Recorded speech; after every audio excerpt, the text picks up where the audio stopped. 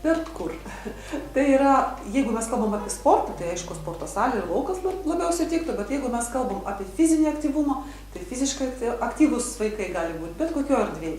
Tiek savo klasėje, prie suolo, prie kėdės, tiek koridoriuje, prie palangės, prie lango, tiek bet koks kampas tiks tam, kad fiziškai aktyviai pajudėti, nes judrioji pertrauka būtent tam ir skirta, kad mes būtumėm aktyvūs.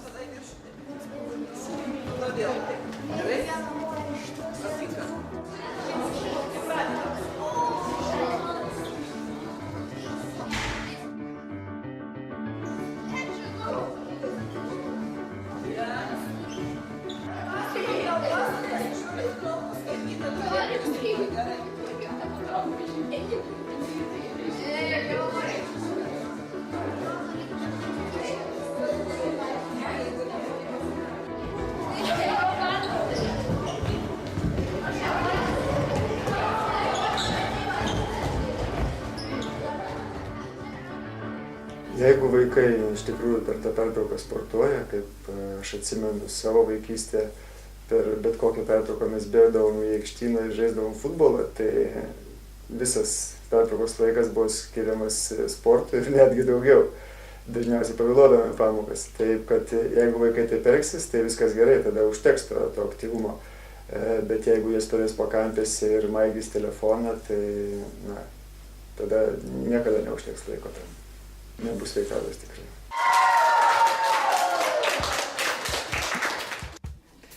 Labą dieną, mokiniai. Šiandien atliksime keletą pratimų prie sienos. Taigi jums, ką reikia padaryti, susirasti klasėje laisvą sieną. Eikim ieškoti. Aš sieną jau radau. Galite atsistoti vieną šalia kito, nes iš tikrųjų tai užteks vietos, ar ne, mums visiems. Visų pirma, kai atsistojat prie sienos, atsirenkite sieną nugarą ir dabar kojos mūsų turėtų būti jas į priekį per kokią 1,5 pėdos. Ženkit gerą žingsnį pirmyn ir pastatykite pėdas vienoje linijoje, kad būtų išlaikant vėl. Jeigu pieštumėm liniją, 2, 3 pirštas, čiurnos, viduriukas kelio, viduriukas gūbo, viduriukas ir pečiai. Ir kai surasim tą vieną gražią liniją, sulenkit kelius. Dabar, kai sulenkit kelius, prispausit, kiek išeina pakaušį prie sienos. Smakrą nuleiskit žemyn, kai visada atsimenam, turim tą mandariną arba citriną po smakru, išilgintas nugarinis kaklas, susirandam savo šonkaulius, juos iškvėpimo metu, kaip visada, nuleidžiam žemyn, laikom bambą patrauktą prie nugaros ir išlaikom užtrauktuką tarsi užtrauktą.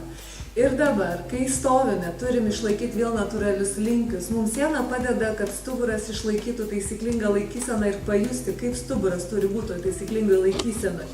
Taigi, kai nugara prispausta yra krūtininė dalim, juosmuo neturi būti prispaustas, va čia jeigu pasičiupinėkit, turėtų tilpti ranka, plaštak ar ne, bet nugara neturi būti per daug išriesta, šonkauliai nuleisti.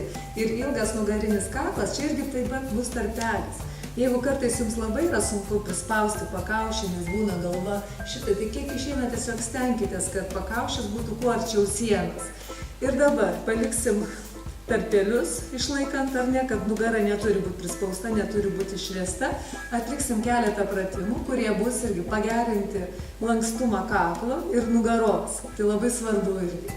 Smakras žemyn. Dabar pirmas pratimas, tarsi sakytumėm taip. Linktelim galvą. Kilstelim į viršų. Iškvėpiam linktelim. Įkvėpiam kilstelim. Smakras žemyn. Visą laiką galvom, kad turim išilginti nugarinę kaklo dalį, va ten tempimas, ar ne, kad būtų. Ir atpalaiduojam, ir vėl tempiam, išilginam. Ir dabar lygiai tas pats judesys bus smakras žemyn, bet atitrauksim galvą, kaklas, lankstelį paskui lankstelį, vyniosimės visą nugarą į apačią žemyn. Tenais įkvėpę ištiesim kojas ir iškvėpiant iš lėto sugrįšim lankstelį, paskui lankstelį. Dar vieną kartą pažiūrėkite į mane. Judesys, smakras žemyn, nuo sienos atitraukiam galvą, kaklą, krūtininę dalį. Kai lenkiasi mūsų nugara, su pilvu jau nugarą spaudžiam prie sienos, pilvo raumenys turi dirbti, ar ne? Ir tada jaučiam, kaip vienas lankstelis paskui kitą, kaip koks kirminas irgi atsivinioja, nuo sienos atsiknešia.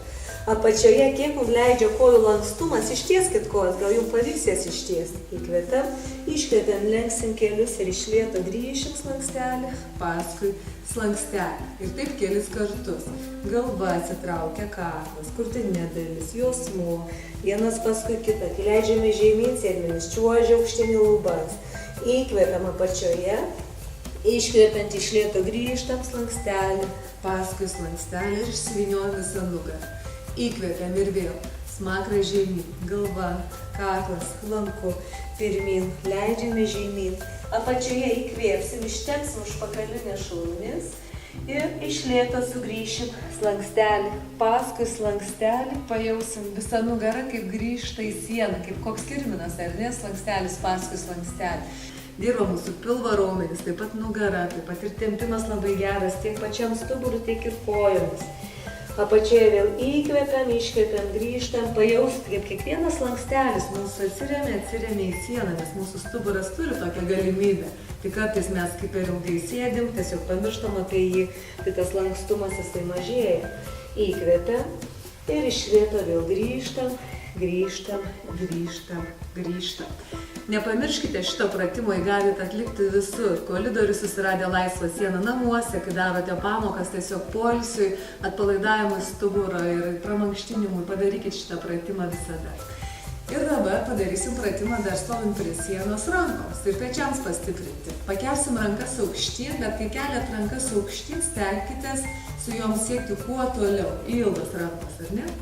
Keliai gali likti sulenkti, nugara vėl, šonkauliai prie sienos, ar ne, pilvo raumenys aktyvus ir nugara nėra nei išvesta, nei prispausta prie sienos. O kaklas tuo pačiu visada ilgas ir pasmakrukai visada mandarinas arba citrina. Keliam rankas aukštyn, iškvepiam, įkvepiam, iškvepiam, kvėpuojam ir kvėpavimo pratimas, taip pat ir pečių lanko raumenų stiprinimas, taip pat ir nugaros raumenų stiprinimas. Ir laikysenos gerinimas, kiek daug turi tikslų šitas pratimas. Dabar pakelsim rankas aukštyn ir padarysim tokius sparniukus kaip vištos. Esat matę žalią vištą, kaip guli parduotuvėje, ir ne? Tai vat rankos bus čia. Jos neturi būti atgal prie sienos, jos priekį.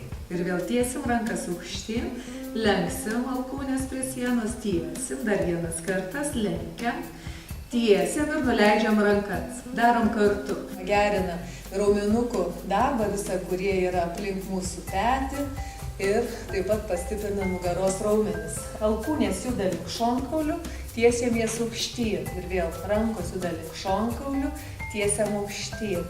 Mūsų mentė tenais dabar jinai sukiojas, jinai kyla aukštyn, leidžiasi žemyn, bet labai svarbu mums išlaikyti stuburą, todėl stovint prie sienos eina išlaikyti taisyklingą laikyseną. Iškvepiant, keliam rankas aukštyn, įkvepiant, lenkiam rankas. Kvepiam, tiesiam ir vėl lenkiam, įkvepiam, iškvepiam, tiesiam, lenkiam, įkvepiam, iškvepiam, tiesiam ir įkvepiam, nuleidam ranką žemyn. Iškvepiam aukštyn, įkvepiam, iškvepiam, įkvepiam, iškvepiam, įkvepiam, iškvepiam, įkvepiam, iškvepiam. Įkvepiam, iškvepiam, įkvepiam, iškvepiam, įkvepiam, nuleidam, dar keli kartai. Šitas pratimas yra labai geras dėl mūsų laikysenos, taip pat ir dėl menčių padėties, kad menčių kraštai nebūtų atsikišę. Rankos yra šiek tiek visada priekį atitrauktos, dirba labai raumenukai aplink tą mentę mūsų, ar ne, taip pat peties, blanko raumenys, visi rankos bus gražesnis, pečiai gražesni. Ir taip pat gerinam laikyseną. Stovint prie sienos, taisyklingas stuburas yra taisyklinga padėti. Pakartokim paskutinį kartą šitą pratimą. Lenkiam, vėl iškvepiam, kvepiam, tiesiam, dar kartas ir iš lėto nuleidom rankas. Ir pabaigai atsipalaidavimų nusivyniojam žemyn nuo sienos slankstelių, paskui slankstelių ir atsipalaidavę pabūnam. Pakvėpuojam, pasukiojam galvą į vieną pusę į kitą, ištiesiam kojas, pabūnam tempinam. Įkvepiam, iškvepiam.